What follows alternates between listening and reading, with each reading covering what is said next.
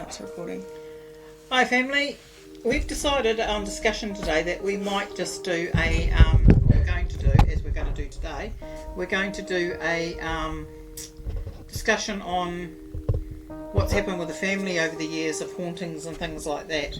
So I think probably the first one I'll start off with myself is at the age of 13 I was dabbling around with seances and getting a person called Albert, I can't quite remember that, Albert Thompson or Thomas, I think, Thomas, that's right, Albert Thomas, coming through on my seances. Then he struggled again and something else came through and started threatening me and was going to come and see me that night.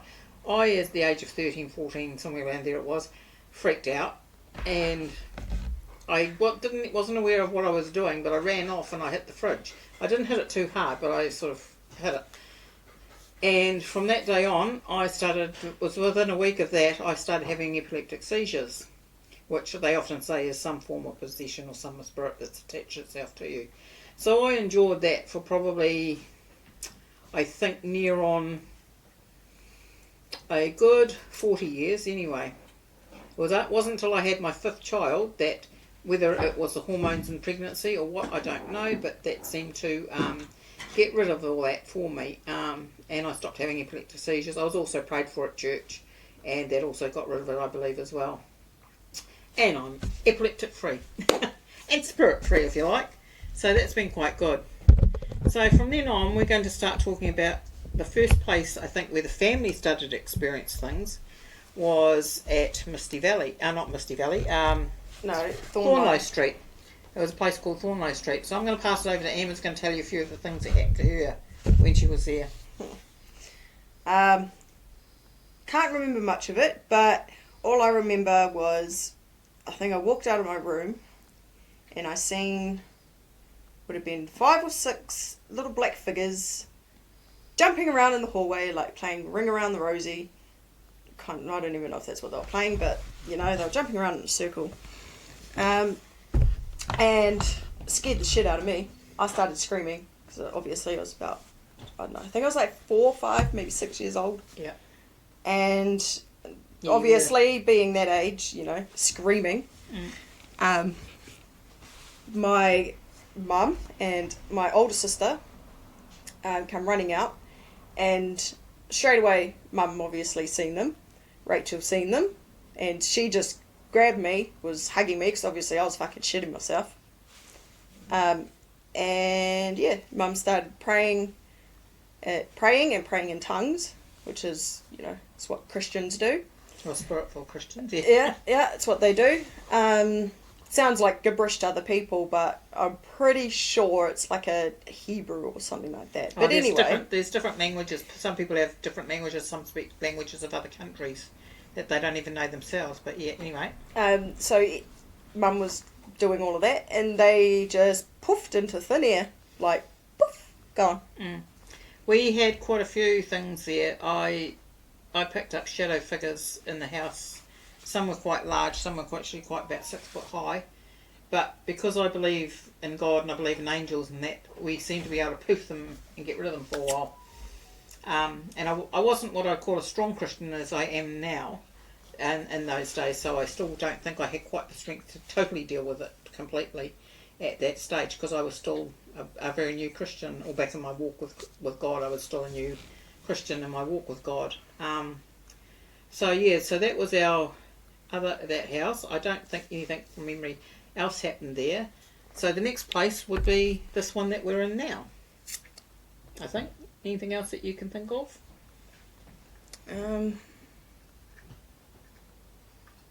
No, would have been here. This would have been the next one. Yeah. So Amber moved into this property. So I moved into this place. My oldest daughter would have been probably about 4 months old.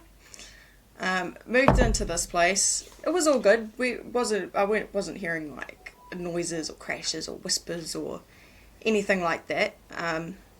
But for some reason, every time my kid would wake up, my baby, every time she'd wake up, I'd change her nappy and everything, would be sitting on the bed and she'd just be blabbing away to the ceiling, giggling, laughing. And I'd look up to the ceiling like, what are you what are you laughing at? What is up there that's got your attention? Because I couldn't even get her attention. She was, you know, in their baby language, blah, blah, blah, blah, blah, at the ceiling. And she did that for a while, probably until she was about, well, pretty much until I moved her into her own room. Yeah. And then I got pregnant with my second, and obviously she was in my room with me, and she was doing the exact same thing. As soon as she could talk, she'd be looking at the exact same spot, doing the exact same thing, laughing, giggling, blah, blah, blah, blah, up at the ceiling.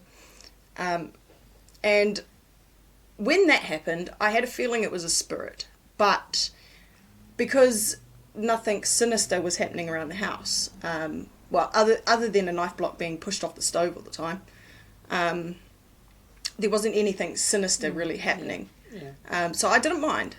You know, my kids were laughing and smiling, so obviously it wasn't causing any pain or anything like that.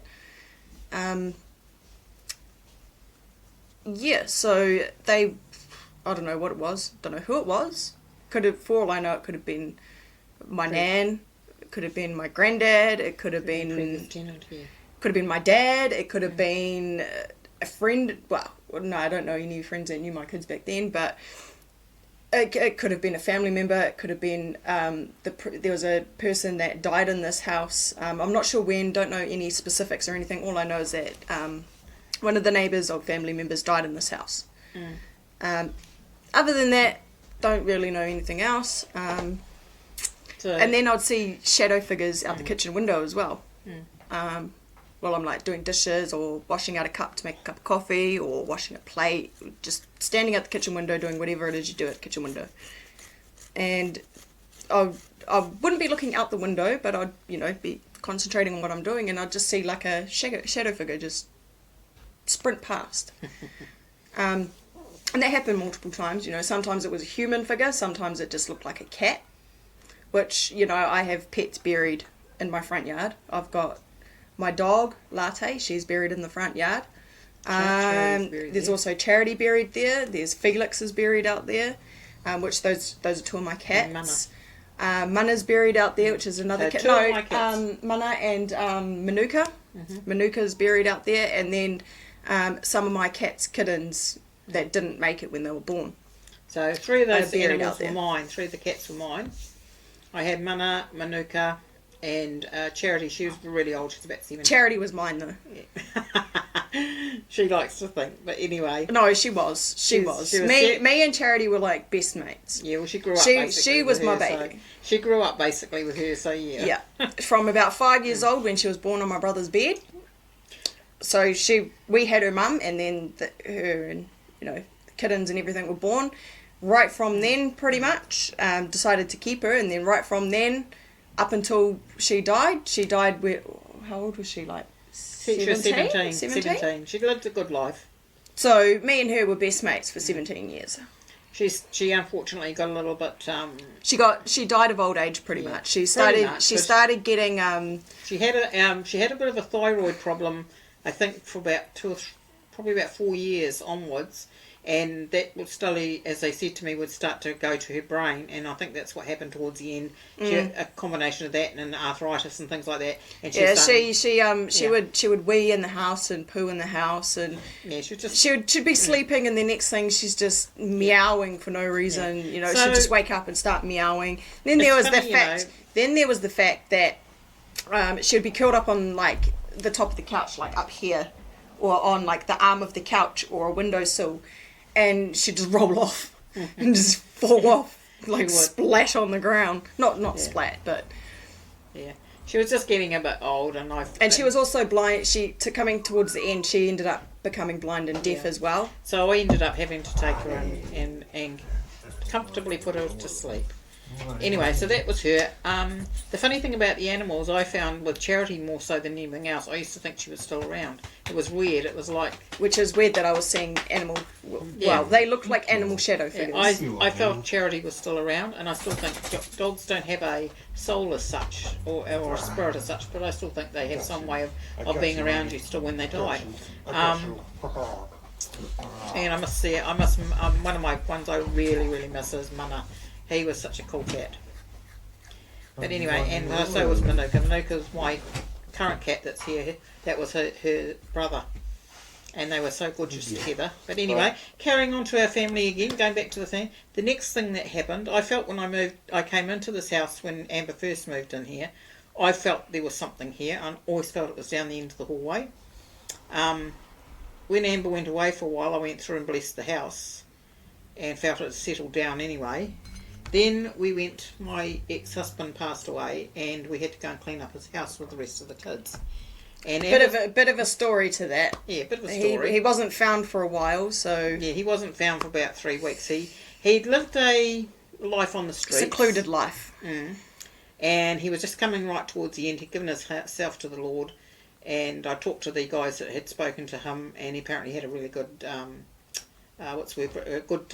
transformation sort of thing, and had a good touch from God.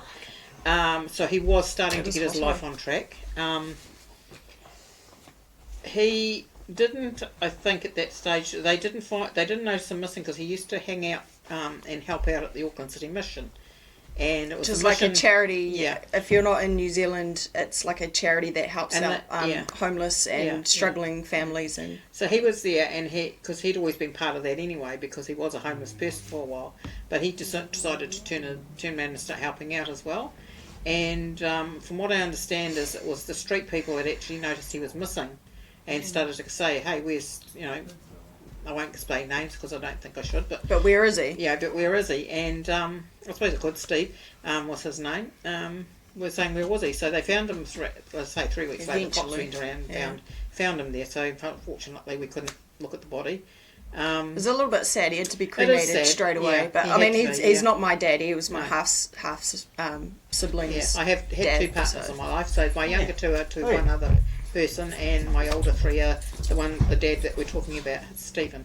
And so it was quite sad, and I felt sad for him in that matter. So anyway, the long story short of it is we had to go clean up the house. He had no money, so we had to pay for his funeral, and I gather the rest of the family chipped in as well, and we had a nice funeral for him. And cleaning up his house and removing all his belongings, stuff out of there, and what a mission that was. We had to keep horrifying because of what was left in the house. We had to keep going into town, and it was really hard to find parking there sometimes, because it was an apartment in the city, in Auckland City itself. It's a CBD district, and it's just so packed with parking and people in there. And you have to pay for parking a lot of the time. If there's free parking, you ain't going to find it because it's already taken. That's exactly right. Anyway, so it was really weird because after we'd done that, I noticed it, and so did Amber, that it was like somebody was in Amber's house. So the one thing we forgot to do in New Zealand, we have Indigenous people as well, the Māori people, and that's the flag. Not Maori. Behind.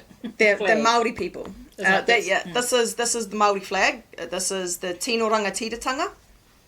Oh, nice. But anyways, now in their belief system, you always sort of pray before and after you go into or you wash your hands as well.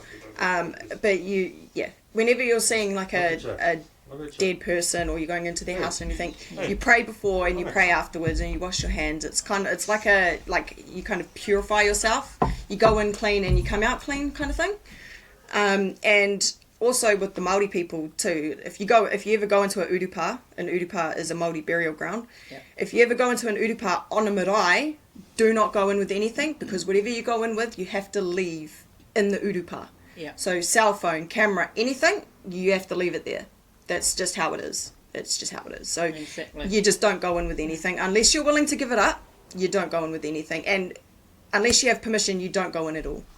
But anyway, I'm not Māori or anything, but I kind of adopted, I suppose, like the culture and the language and stuff like that. Yeah. So I kind of believe in the Māori curses and the tapu and, all of that sort of stuff. And the one thing I forgot to do was wash my hands on the way in and on the way out. Anyway, so ended up coming home. He ended up coming back with us. Mind you, we did bring some of his stuff back here. We did. So that happened, and my house was quiet before that, and then after that, my daughter's bedroom door kept getting opened. Yeah. Which is really, really weird, because that door, whenever I shut that door, it's like, it's a bit of I noticed it too, believe me. It's a little bit of an odd door. You can't just close it. You've got to close it and then pull it a bit till it clicks, so you know it's actually shut. Yeah. And whenever I'd close the door, I would always do that, because I know, if it doesn't click, it tends to open itself. Yeah. So I was always the one that would close the door. And I know for a fact that whenever I closed the door, I would always close the door properly. Yeah.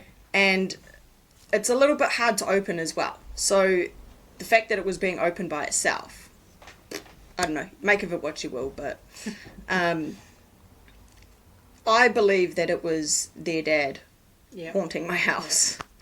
But I don't know about haunting, because it wasn't really scary or anything like that. He wasn't... Just weird. It was just weird. Okay, well, just saying see you to my son. He's going fishing. It was just like I said, like Amber said, I noticed it as well. I closed the door in Clara's room, and I go back and what the door's open again? What's going on here? I would hear the handle as well. Yeah, you'd hear that. You could hear it's a loud handle. It is. If you've watched my video with the Here, how about I just want to go and show them the door. I'll just go and show them the door. Can you not take over my video? This is the door. So this is the handle, right? You open it. Now, that's closed properly, right? If you close it like that, it's not even going to do it now. No, I mean the door handle is not doing the click thingy. Oh, okay, yeah, I know what you mean though. Well, anyway, that's the door handle, and that's, it's hard to turn. Yeah. Like my daughter has trouble opening it sometimes, and she's 6 now, almost 6. And I'm finally in the photo properly, because I was looking a bit dark before. Also, folks, I'd like to excuse the reflection on our glasses, or mine. Amber's not showing so much now. The reflection on my glass, just the lighting we're using to, so you can see us a bit better. It's focusing on Amber now. The camera's quite cool. It just sits there and focuses on things. So is it focusing on you yet? No, it did me already. After that, I went through and blessed the house, and everything's been great since then. There's been no door opening and so forth. Or if you want to know what I do, I actually go around and pray through the house. I speak in tongues, and I tell whatever is here that it needs to leave. And it needs to leave in the name of Jesus, etc. And the blood of Jesus is prayed over this house. And I find most times, 9 times out of 10, it works. And that's because I believe in what I do there. Anyway. So white in your light. So that's our little chat about the family history and the hauntings that have happened to this family. I'm trying to think of anything else that has actually happened to me. I mean, I would class myself as a sensitive, I think you would call it, because I sense it. I can see it, but not. It's hard to explain. I can see it, and I know it's there. And I can sometimes feel it, not in the sense of what its emotions are, but I can actually feel the energy. I know some of the other guys that do these sort of things also have the same sort Oh my of thing. gosh, TV. He's an empath, but he can feel, the ghostly energies. I don't feel what they're feeling, but I know that they're there because I can feel the energy coming off them. So I know that they're there. I can almost like visualize it. It's very hard to explain. You can't physically see them with your eye, but it's like your mind tells you that it's there. It's very hard to explain anyway. But in the Christian world, what I would class myself as, I have discernment. I can discern evil and good. I can discern when there's something not right in the room. I can discern other things, like when a spirit is coming forth through a person or around a person or things like that. I know when that sort of thing's going on as well. So that's what so they're not really empaths, they're more, I call it sensitivity, towards these things, that you can sense them in the room. So it's sensing more than feeling.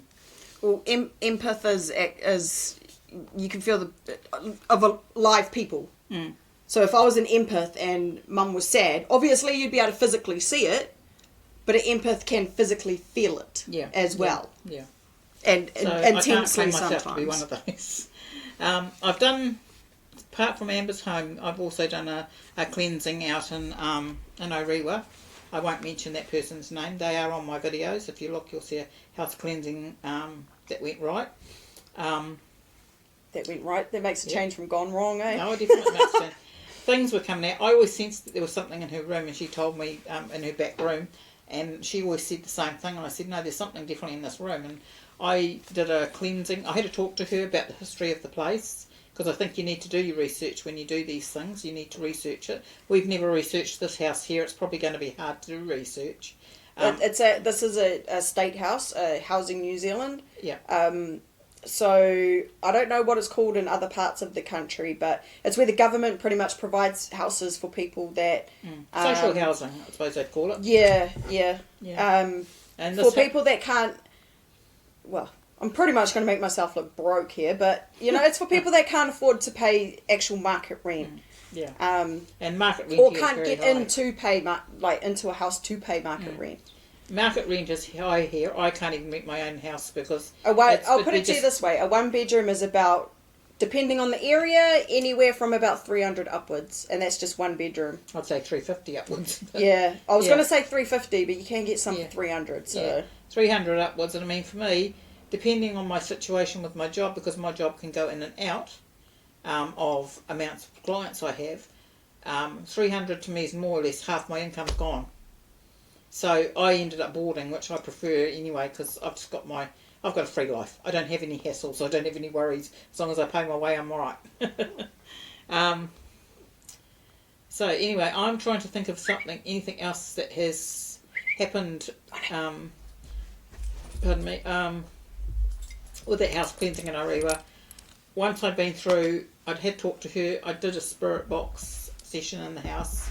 And you don't see all of that on the thing. You've just been talking to her about the history and so forth. And then also after I'd cleaned the house, because I didn't have my camera with me, I don't think. I only had my phone. Yeah, so once I'd done that, there was a real change in the atmosphere in that house. I'd gone through, like I said, prayed the blood of Jesus over all the openings in the house. And clean, just run my finger over in a demonstration of the blood of Jesus, cover these windows, etc., and all doors and everything else. And through that, I found, and I said, going through and praying through the whole house, I said to her when I sat down, it's almost like you can smell somebody, the smell that you have when people are got clean nappies, that linen smell. Clean linen? Yeah, it was almost like that. That's the only way you can describe it. It was really hard to describe what that sensation in that house, of the atmosphere. I said to her, you almost feel like you're sitting in a really clean atmosphere. It's almost like, that's the only way I can describe it. It's like the clean linen. You get that clean linen smell. You didn't smell like that. Really lovely, fresh smell.